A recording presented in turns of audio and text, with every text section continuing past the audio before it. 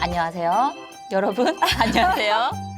봄살 에디터입니다. 안녕하세요. 산부인과 의사 류지연입니다. 여러분한테 먼저 인사를 해야 되는데. 그렇죠. 이제 카메라를 조금 의식을 해서 전문 방송인답게 저희 전문인가요? 전문인가요? 전문 방송인답게 카메라를 좀 응시해 주세요. 네. 2번 카메라입니다.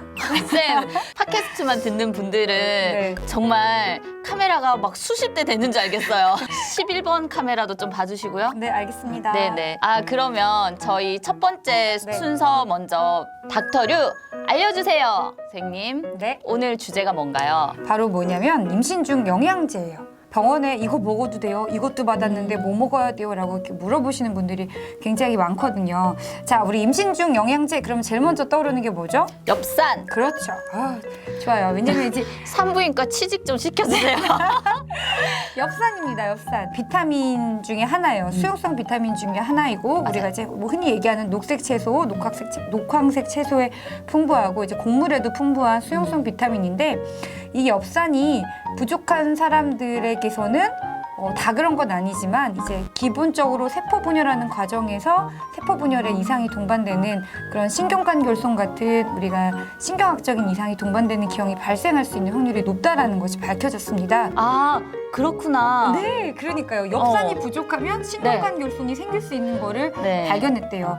그래서 그러면 아이를 준비하는 사람들한테 엽산을 먹였더니 일정 용량으로 먹였더니 확실히 신경관결손이 줄었을까요? 네. 맞아요. 줄었대요. 그러면 뭐 안 먹을 이유가 없겠죠. 그렇네요. 그렇죠. 물론 이제 옛날 어른들은 그냥 뭐 야채 잘 먹으면 돼, 밥 잘 먹으면 돼 이렇게 말씀은 하셨지만 그게 우리가 식생활이라는 게 어떻게 단정 지을 수는 없기 때문에 우리가 임신을 계획을 한다면 엽산은 꼭 챙겨 드시는 게 좋습니다. 용량이 굉장히 많이 나와요. 어떤 분은 400짜리 먹어요, 800짜리 먹어요, 1mg짜리 먹어요 이러는데 실질적으로 임신 중 엽산의 요구량은 600 마이크로그램입니다. 그런데 평상시에 정말로 그냥 뭐 보통 너무 특이하게 식사를 안 하시는 분들 빼놓고 대부분의 일반적인 사람들은 최소한 200 정도는 먹기 때문에 저희가 흔히 얘기하는 엽산의 요구량은 400 마이크로그램이고요.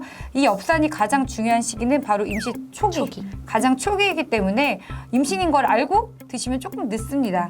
조금 안타깝게도 늦기 때문에 임신인지 모르는 때부터 엽산의 작용이 들어가기 시작을 하거든요. 그래서 엽산을 어떤 사람은 임신하기 전에 400 마이크로그램으로 드시다가 그럼 이제 임신했으니까 800으로 올려야 되는 거 아니에요? 뭐 1mg으로 올려야 되는 거 아니에요? 라고 하는데 현재까지는 400을 먹으나 600을 먹으나 800을 먹으나 그거의 농도에 따른 그 용량에 따른 차이점은 없습니다. 그래서 원하시는 거 선택하셔도 되고요. 그냥 저희가 권해드리는 거는 400 마이크로그램 이상 드시라는 거고요. 네. 이전에 신경관결손을 낳은 적이 있는 분들은 이제 기질적으로 내가 엽산을 먹었지만 엽산의 대사에 남들과 다른 어떤 기질적인 문제가 있을 확률이 있기 때문에 그런 기왕력이 있는 분들은 엽산의 요구량이 좀 다릅니다. 네. 10배예요, 10배. 네, 그래서 400 마이크로그램이 아니라 우리가 4mg 드시라고 하거든요. 그리고 또 이제 철분제도 얘기가 많이 나오는데요. 많이 나오죠. 꼭 필요한 영양소고요. 근데 또 보건소나 이런 데 가면 주더라고요. 맞아요. 공짜로도 많이 나눠줘요. 임신했다 보건소에서. 그러면, 그죠? 맞아요. 다 줍니다. 왜냐하면 음식으로는 충당하기 힘들기 때문에 임신을 하게 되면 우리가 아이 한 명을 키워내야 되잖아요. 근데 아이한테 들어가야 되는 최소량의 철분이 있습니다. 네. 음식을 통해서 들어오는 거는 한계가 있기 때문에 철분제는 반드시 복용해야 되고 저희가 권하고 있는 건 30mg입니다. 중요한 거는 철의 어떤 대사되는 형태가 다양하게 있지만 그거에 따른 혈중 농도라든지 그런 거는 큰 차이가 없다고 그러고요. 그러면 선택할 때 어떻게 해야 돼요? 라고 많이 물어보시더라고요. 천연철이 좋아요? 아니면 철분제 중에 제일 좋은 게 뭐예요? 라고 하는데 우리가 이제 철분이 이온화되는 과정에서 흡수될 때 같이 붙는 이런 다른 물질이 있어요. 네. 페로스 철분이랑 같이 붙는 게 뭐 철분제 뒤에 설명서를 보면 글루코네이트, 뭐 설페이트, 포메이트 뭐 이렇게 굉장히 종류가 많이 있는데 실질적으로 그러면 어떤 게 제일 좋습니까? 라는 거에 대해서는 보면 결론적으로는 차이가 없다예요. 네, 차이가 없다 이렇게 돼 있기 때문에 나한테 맞는 거를 찾아서 드시는 게 좋고 이게 어떻게 보는 거예요? 철분제 용량 보기가 힘들어요. 그러면 꼭 중요한 건 철분제 용량에는 그렇게 써 있어요. 철로서 몇 미리그램. 산모용에는 철로서 몇 미리그램 이렇게 써 있거든요. 네. 일반인들이 먹는 거에는 5에서 10mg 정도 들어있기 때문에 반드시 산모용으로 사시고 또 그 산모용이라도 20짜리도 있고 25짜리도 있는데 최소 27mg 이상 드시는 게 좋기 때문에 이왕이면 30mg 이상 되는 거를 드세요. 철분제를 먹었는데도 저희가 꼭 원칙적으로 임신 중반에 빈혈이 잘 조절되고 있는지 체크를 한번 해보거든요.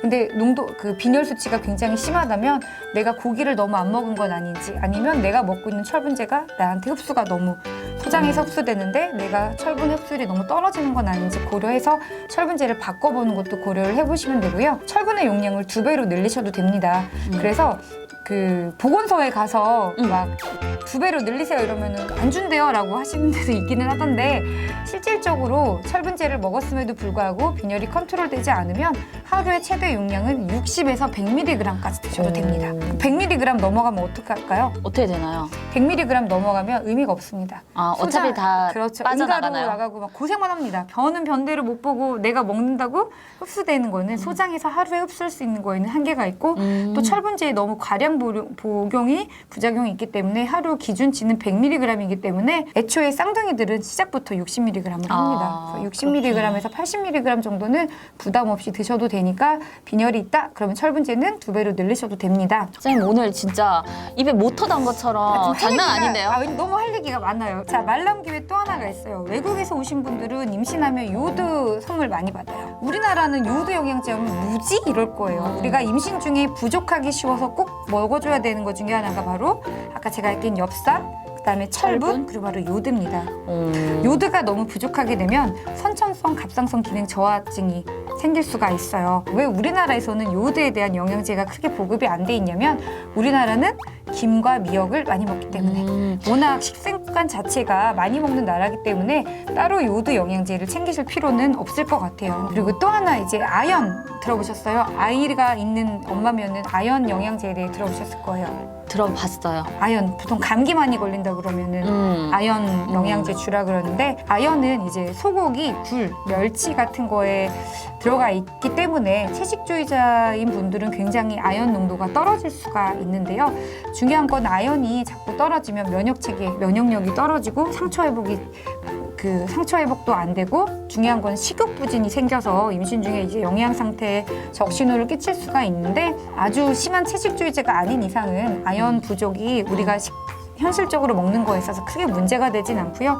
또 중요한 거는 아연 같은 경우는 너무 과량으로 먹었을 때 안정성이 확보가 되지 않기 때문에 아연에 대한 영양제는 굳이 드실 필요는 없을 것 같아요. 이제 우리가 또 궁금해하는 게 비타민 A가 기형아를 일으킬 수 있다는 거는 굉장히 많이 들어봤을 거예요. 맞아요. 들어봤던 것 같아요. 맞아요. 실제로 그런가요? 그럼요. 비타민 A는 1000IU, 하루에 1000IU 이상 먹게 되면 아이한테 오히려 악영향을 줄 수 있기 때문에 과량으로 먹어서는 안 되는 비타민 중에 하나예요. 근데 먹기는 먹어야 되는 종류인가요? 그렇죠. 임신을 하게 되면 비타민 A에 대한 요구량도 늘어나는 거는 맞습니다. 아, 그래서 과도하게만 먹지 그렇죠. 말아라는 거군요. 근데 이제 종합영양제나 이런 거에 보면 비타민 A가 들어있으니까 걱정하시는 분들이 있더라고요. 그래서 그거의 하루 양을 봤을 때 1000IU 이하다. 영양제로 먹는 게 1000IU 이하다. 그러면 충분히 드셔도 되는데 우리가 이제 여드름 치료제가 비타민 A 유도체로 만들어진 거기 때문에 여드름 치료약 먹으면 이제 기형아가 생길 수 있기 때문에 반드시 피임을 해야 되는 종류가 있습니다. 비타민 A가 풍부한 게 또 뭘까요? 음식 중에 생각나는 거 있어요? 비타민 A 하면? 전혀 없네요. 당근. 아, 당근. 당근에 들어있는 비타민 A의 유도체인 베타카로틴은 기형아와 상관없습니다. 당근은 그래요? 드셔도 됩니다. 네. 또 할 게 있어요. 너무 많죠. 네. 오늘 비타민 B12. 이제 동물성 식품에 들어있는데 실제로 저는 이런 환자를 봤어요. 고기를 되게 안 드시는 분인데 피 검사를 했더니 너무 심하게 다 떨어져 있는 거예요. 빈혈이랑 혈소판이랑 다 떨어져 있는데 결국에는 비타민 B12가 너무 부족해서 그랬던 건데 채식주의자인 경우는 이런 동물성 음식에서만 들어오는 비타민 B12 등이 부족할 수 있는데 이렇게 되면 심각한 빈혈을 일으킬 수 있기 때문에 조심할 하셔야 되고요. 비타민 C는 우리 레모나나 이렇게 맛있는 아. 걸로도 많이 먹고 음료도 있고 되게 일상생활에서 많이 먹잖아요. 과량으로 드시면 비타민 B12의 흡수를 억제하기 때문에 좋지 않아요. 그래서 임신 중에는 비타민 C도 과량으로 먹는 거는 자제하시는 게 좋습니다. 그냥 평소 먹는 것보다 약 한 20% 정도 조금 더 챙겨 먹으면 될 정도니까 크게 상관은 안 하셔도 돼요. 그러니까 결국에는 고기도 먹고 야채도 잘 먹어야겠죠. 우리가 비타민하면 왠지 다 야채에서만, 야채 과일에서만 올 것 같지만 실질적으로 고기 같은 동물성 식품에서 들어오는 아연, 뭐 비타민 B12 이런 것도 굉장히 많기 때문에 골고루 먹으면 돼요. 그런데 아무리 밥을 잘 먹어도 안 들어오는 비타민이 하나 있어요. 비타민 D. 딩동딩동. 네, 요 정도는 공부합니다. 맞습니다. 유일하게 안 들어오는 애는 제가 심하게 얘기하면 절대 안 들어와요. 절대 안 아무리 들어. 음식으로 먹어먹고 절대 내가 안 햇볕에 들어오네. 아무리 노출해도 한국에서는 지도적으로 이제 위도 자체가 높기 때문에 안 들어와요. 엄마 비타민 D가 너무 낮잖아요. 네. 근데 비타민 D의 주 역할이 이제 칼슘의 흡수와 작용을 도와주는 거기 때문에 비타민 D가 낮은 사람이 골다공증이 많이 생기잖아요. 아기도 그래요. 아기도 뼈가 조금 약하대요. 그래서 신생아기 보통 골절도 더 많이 생길 수가 있고 성장 지연이 올 수도 있고요. 보통 비타민 D는 지용성 비타민이기 때문에 너무 과량으로 먹게 되면 문제가 될 수 있기 때문에 본인의 수치를 확인하게 됩니다. 그래서 본인의 수치를 피검사로 체크를 해서 나한테 맞는 양을 보는 게 좋은데 임신 중에는 저희가 한 최대 2000 IU 정도 드시는 것을 권해드립니다. 보통 하루 권고량이 600 IU밖에 안 되지만 검사해 보면 10도 안 되시는 분들이 많아요. 기본 수치가 정상은 30이거든요.